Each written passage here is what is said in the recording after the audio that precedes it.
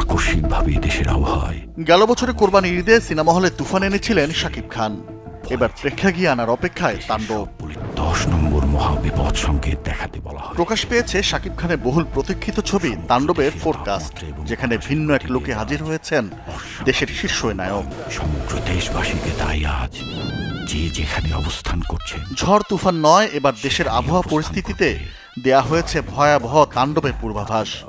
তাপমাত্রা অথবা বাতাসের গতিবেগ অস্বাভাবিক রকম বাড়তে পারে, আসতে পারে মহা বিপদ সংকেত।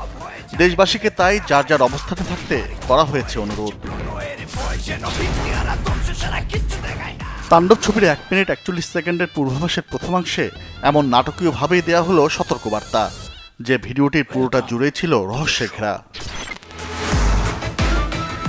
পুরো ভিডিওতে মুখোশের আড়ালে থাকলেও শেষটায় দেখা দিয়েছেন শাকিব খান। এরপরই প্রশ্ন উঠেছে, গল্পে তার চরিত্রটি আসলে কি, নায়ক নাকি ভিলেন? সে রহস্য অবশ্য রেখে দিয়েছেন পরিচালক রাহেন রাফি। ছবিতে শাকিব খানের সাথে সাবিলা নূর অভিনয় করলেও ফোরকাস্টে দেখা মিলেছে জয়া আহসানের। বন্দুক হাতে তিনি হয়েছেন শাকিব খানের মুখোমুখি। আলফা এর প্রযোজনায় তাণ্ডবের সহ-প্রযোজক চরকি ও SBF। নাজমুল আলম রানা, চ্যানেল 24।